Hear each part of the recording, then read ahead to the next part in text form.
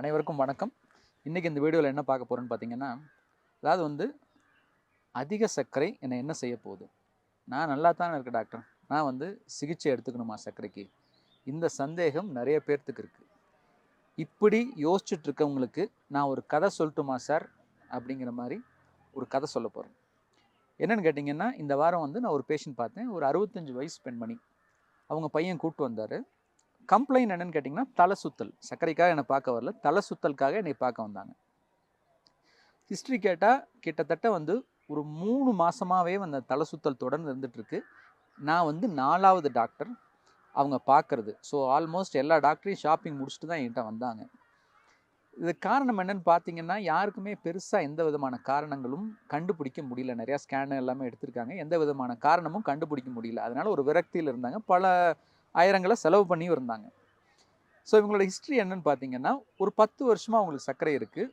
ஆனால் தொடர்ந்து சர்க்கரை கட்டுப்பாட்டில் இல்லை. அவங்களோட ஹிஸ்ட்ரியெல்லாம் எடுத்து பார்க்கும்போது அந்த HbA1cங்கிற 3 மாத சராசரி சர்க்கரை அளவு ஒரு 8லிருந்து 10க்குள்ளே தான் இருக்குது. ஸோ தொடர்ந்து சர்க்கரை கட்டுப்பாட்டில் இல்லை. அதை பற்றின கவலையும் அவங்களுக்கு இல்லை. ஏன்னா அதுக்கு எந்த அறிகுறியும் அவங்களுக்கு கிடையாது. பாதிப்பு ஏற்பட்டது என்ன அப்படின்னு பார்த்தீங்கன்னா, மூளைக்கு போகிற இரத்த குழாயில் படிமானம் ஏற்பட்டிருக்கு. அதாவது முழுசாக அடைச்சா ஸ்ட்ரோக்குன்னு சொல்லிடுவோம். ஸ்கேனில் பார்த்தா ஸ்ட்ரோக் இருக்குன்னு சொல்லி சிகிச்சை பண்ணுவாங்க. பட் இதில் படிமானம் மட்டும்தான் இருக்குது. ஆனால் வேறு எந்த விதமான மாற்றங்களும் ஸ்கேனில் இல்லை. பொதுவாக தொடர்ந்து அதிக சர்க்கரை கட்டுப்பாட்டில் இல்லாமல் இருக்கும்போது அது இரத்த குழாயை பாதிக்குது. இந்த இரத்த குழாயில் எல்லா பக்கமும் படிமானத்தை ஏற்படுத்துது. இந்த படிமானங்கள் இரத்த ஓட்டத்தை தடைப்படுது. இது முழுசாக ஒரு இடத்துல பிளாக் ஆகும்போது தான் அட்டாக்கோ ஸ்ட்ரோக்கோ வருது. இப்போ இவங்களுக்கு அது வரலை. ஆனால் மூளைக்கு போகிற ரத்த ஓட்டம் ரொம்ப ஸ்லோவாக போகிறனால அடிக்கடி தலை சுற்றல் ஏற்படுது. அவங்களால எந்திரிச்சு உட்காரவே முடியல. உட்கார்ந்தா தலை சுற்றுது.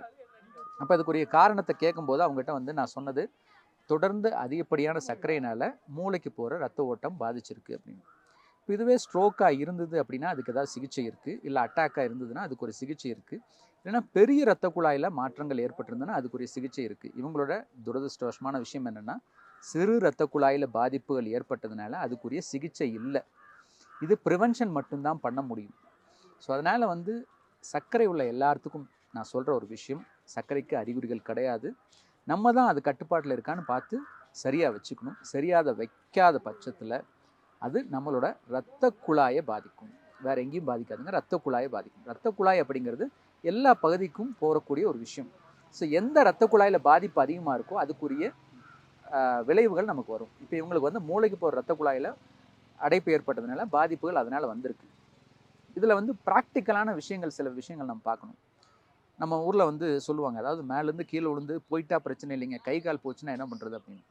அதே போல் தான் நமக்கு ஸ்ட்ரோக்கோ இல்லை அட்டாக்கோ ஏதோ ஒன்று ஆயிருந்ததுன்னா கூட பிரச்சனை இல்லை. பட் இப்போ இந்த இந்த பாதிப்பு அடுத்த 10 வருஷம் 20 வருஷம் அவங்க இருக்க வரைக்கும் தொடர்ந்து இருந்துகிட்டே தான் இருக்க போகுது. முதல்ல இதோட வலியும் வேதனையும் நம்ம தாங்க போகிறோம். அடுத்தது நம்ம கூட இருக்கவங்க இந்த பிரச்சனை எல்லாத்துக்குமே அடிக்கடி ஹாஸ்பிட்டல் போகிறது, கூட இருக்கிறது, இது எல்லாத்தையும் சமாளிக்க போகிறாங்க. அடுத்து 3வது விஷயம், இதுக்கான பொருட்செலவு. இது எல்லாத்தையுமே தவிர்க்கக்கூடிய ஒரு விஷயம் என்னென்னா, நம்ம சரியான உணவு கட்டுப்பாடும் உடற்பயிற்சியும் சரியான மருந்து மாத்திரைகளும் எடுத்திருந்தோம் அப்படின்னா நிச்சயமாக நம்ம சர்க்கரையை கட்டுப்பாடு பண்ணியிருக்க முடியும். இந்த பாதிப்புகள் வராமல் தடுத்திருக்க முடியும். இந்த செய்தி ஒரு விழிப்புணர்வு செய்தியாக இருக்கட்டும். சர்க்கரை உள்ளவங்க தயவு செஞ்சு அறிகுறிகள் இல்லை அப்படின்னு சொல்லி சர்க்கரையை கட்டுப்பாடு பண்ணாமல் வச்சுக்காதீங்க. ஸோ இந்த கதை உங்களுக்கு பிடிச்சிருந்தது அப்படின்னா டயட்டை லைக் பண்ணுங்கள், எக்ஸசைஸை சப்ஸ்கிரைப் பண்ணுங்கள், ஆரோக்கியமான ஒரு வாழ்க்கை முறைக்கு மாறுங்க. நன்றி, வணக்கம்.